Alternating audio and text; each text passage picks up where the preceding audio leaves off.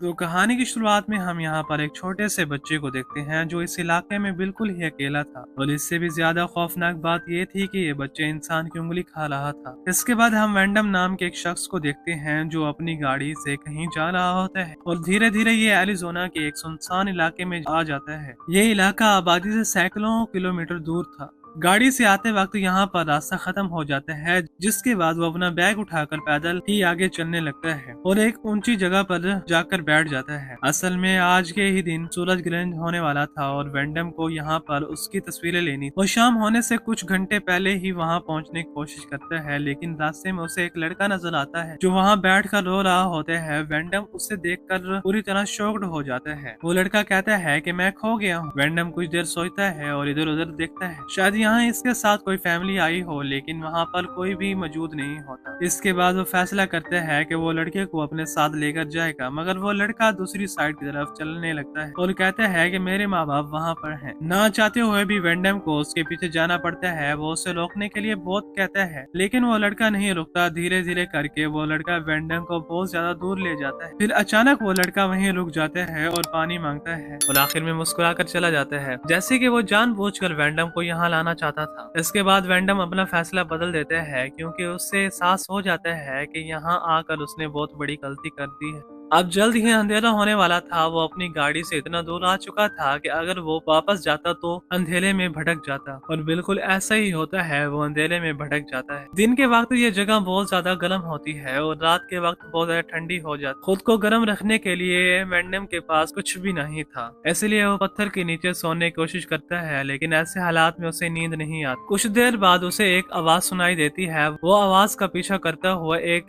गहराई के करीब पहुंच जाता है। नीचे काफी गहरी खाई होती है और उसमें घर बना होता है, जो बहुत हैरत अंगेज बात थी। वहाँ पर एक औरत होती है जो उस वक्त कुछ गुनगुना रही होती है। ये घर बिल्कुल पहाड़ी के नीचे होता है और नीचे जाने के लिए सीढ़ियाँ लगाई गई होती हैं। वेंडम धीरे धीरे नीचे उतरता है और देखता है कि घर के पास बहुत ही अजीब चीजें लगी होती हैं। फिर वो घर के दरवाजे पर दस्तक देता है, लेकिन औरत बाहर नहीं होती। इस वक्त वेंडम को मदद की बहुत ज्यादा जरूरत होती है, इसलिए वो खुद ही अंदर चला जाता है। अंदर जाकर वो देखता है कि वो लेडी उसे कुछ नहीं कहती। वेंडम उसे बताता है कि मैं खो गया हूँ, क्या आपके पास मोबाइल फोन है, मुझे मदद चाहिए। लेकिन वो औरत कोई जवाब नहीं देती। वो खाना बना रही होती है और फिर वेंडम से कहती है आओ मेरे साथ खाना खा लो। क्योंकि रात हो चुकी होती है और बाहर ठंड होती है, इसलिए वेंडम आसानी से मान जाता है, लेकिन खाना नहीं खाता। उस औरत का नाम एलिना होता है और वो ज्यादा बात नहीं करती। वेंडम उसे बताता है कि वो एक लड़के की मदद करना चाहता था, मगर उसने उसे इस वीरान जगह पर लाकर छोड़ दिया, जिसकी वजह से वो खो गया है। एलिना कहती है अब तुम्हें यहीं सोना चाहिए। ये बात वेंडम को कुछ अजीब लगती है कि ये औरत एक अजनबी को इतनी आसानी से अपने घर में कैसे रहने दे सकती है, लेकिन वेंडम के पास कोई और चारा नहीं होता, इसलिए वो एलिना की बात मानकर यहीं रात गुजारने का फैसला करता है। एलिना बहुत स्ट्रॉन्ग लेडी होती है, भला कौन इस जगह पर अकेला रहना चाहेगा, लेकिन फिर भी वो यहाँ रह रही होती है। रात के वक्त एलिना वेंडम के सामने ही कपड़े उतार कर खुद को साफ करने लगती है।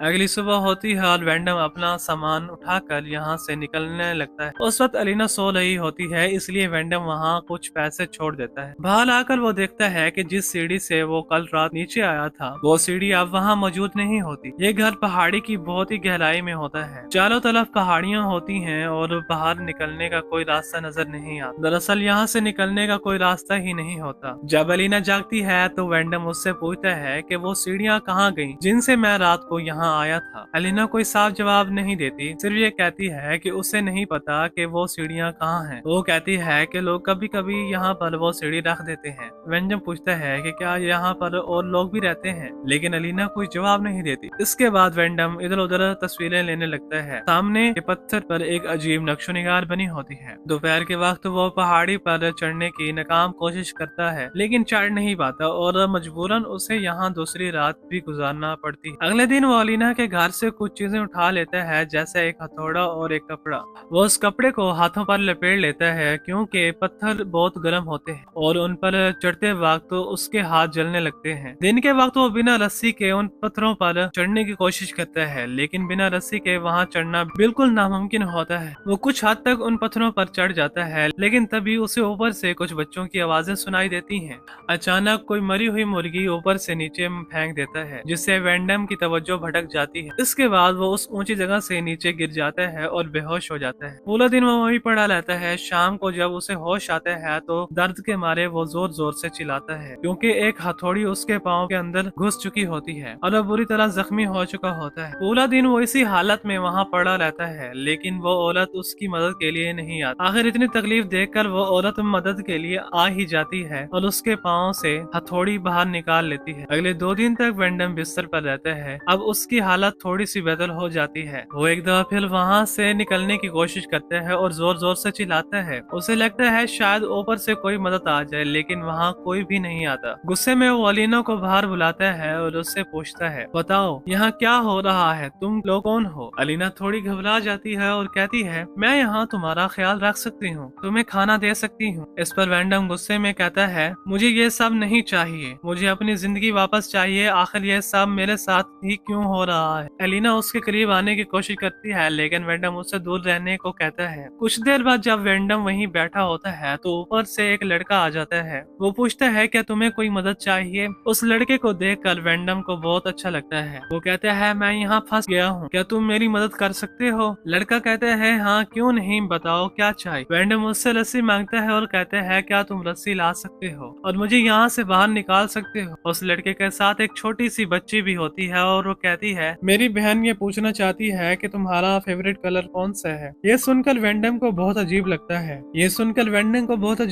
है। वो बस यूं ही कह देता है कि मुझे लाल रंग पसंद है, क्या तुम मेरी मदद करोगी? ये कहकर वो लड़का चला जाता है और कहता है, मैं रस्सी ढूंढ कर लाता हूँ, तुम मेरा इंतजार करना। वेंडम उसका इंतजार करता है। कुछ देर बाद ऊपर से रस्सी फेंक दी जाती है। लड़का कहता है, खुद को अच्छी तरह बांध लो। वेंडम बहुत खुश होता है और उसे लगता है कि अब वो यहाँ से बाहर निकलने वाला है। वो खुद को रस्सी से बहुत मजबूती से बांध लेता है। फिर ऊपर मौजूद लोग उसे ऊपर खींचना शुरू कर देते हैं, लेकिन बीच रास्ते में अचानक वो लोग रुक जाते हैं और वेंडम बहुत ज्यादा ऊंचाई पर लटक जाता है। तब उसे असल सच का पता चलता है। दरअसल ये वही लोग होते हैं जिन्होंने उसे यहाँ कैद किया होता है। वहाँ 5 लड़के और एक छोटी सी बच्ची और उनमें वो लड़का भी होता है जिसने कहानी के स्टार्ट में वेंडम से मदद मांगी थी। अब सारे लड़के उस पर हंस रहे होते हैं और रस्सी को हिलाना शुरू कर देते हैं। इससे वेंडम बहुत ज्यादा डर जाता है और जोर जोर से चिल्लाता है। अलीना बाहर आ जाती है और अपनी जबान में बच्चों को रोकने के लिए कहती है, लेकिन तब तक वेंडम बेहोश हो चुका होता है क्योंकि उसका सर पत्थर से टकरा जाता है। अलीना उसे घर के अंदर ले जाती है। रात को जब उसे होश आता है तब वो बिस्तर से उठकर बाहर आ जाता है।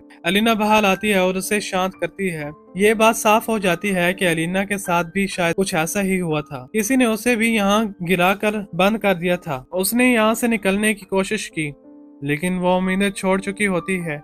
अलीना की बातें बहुत अजीब होती हैं, खासकर जब वो वेंडम से कहती है, मेरे अंदर एक बच्चा पल रहा है। ये सुनकर वेंडम बहुत डर जाता है और कहता है, ये सब कुछ यहाँ पे तुमने मुझे करवाया है। अलीना कहती है, नहीं, हम दोनों ने मिलकर किया है। इसके बाद वेंडम बहुत दुख में रहता है। अगले दिन पक्षी उसके पौधों को खराब कर देते हैं, लेकिन अलीना उसकी मदद करती है। वो औरत एक ही वक्त में अपनी अच्छाई और बुराई दिखाकर उसे कंफ्यूज करती है। तभी लिफ्ट भी आ जाता है और पूछता है कि आप मुझे कुछ सिखाएंगे। वेंडम उसे समझाता है, देखो ये नीचे से आसान नहीं, क्यों ना तुम मुझे नीचे से ऊपर निकालो, फिर हम यहाँ से कहीं दूर चले जाएंगे जहाँ हम एक पूरी फैमिली की तरह होंगे। लिफ्ट कहते हैं, मुझे नहीं पता, अगर वो सब लोग आसपास होंगे तो मैं कुछ नहीं कर पाऊंगा। जब वो चले जाएं या सो जाएं तब मैं कुछ कर पाऊंगा, बस तुम तैयार रहना। तभी एक और लड़का आता है और लिप्स के साथ बहुत अजीब बातें करता है। उसके बाद वो उसे ले जाता है। हालांकि वेंडम को अलीना से बहुत नफरत थी, लेकिन यहाँ नीचे उसकी साथी वही थी। तब वेंडम उसे कुछ तस्वीरें दिखाते हैं और जब वो म्यूजिक सुनती है तो उसे बहुत अच्छा लगता है। उसी रात ऊपर के सारे बच्चे अपनी रस्म पूरी कर रहे होते हैं। जब सुबह होती है और अलीना बाहर आती है तो वो जोर जोर से चिल्लाने लगती है,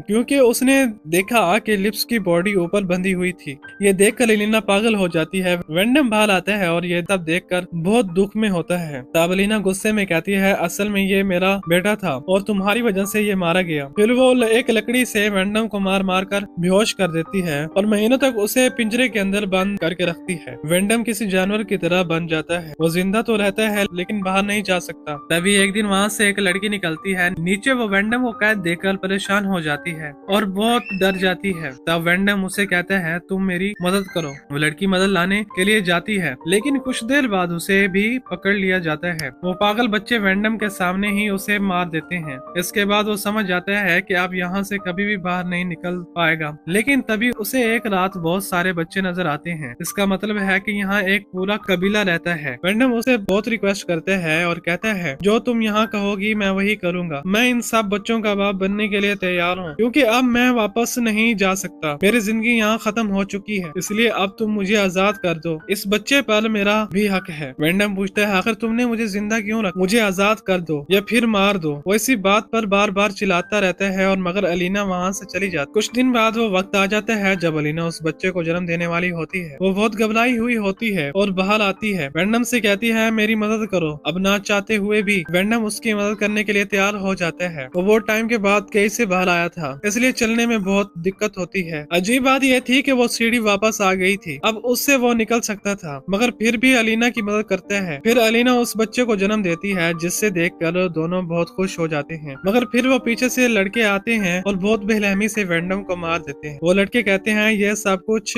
हमने आपके लिए किया माँ। कुछ महीने बाद दिखाया जाता है कि अलीना उस बच्चे का ख्याल रखती है और बाहर वेंडम की लाश पड़ी होती है। और यहीं से मूवी का एंड होता है। मूवी देखने के लिए शुक्रिया। अगर आपको ये वीडियो पसंद आई हो तो वीडियो को लाइक और चैनल को सब्सक्राइब करना ना भूलिएगा और मजीद इस तरह की वीडियो को लाइक वेट कीजिएगा।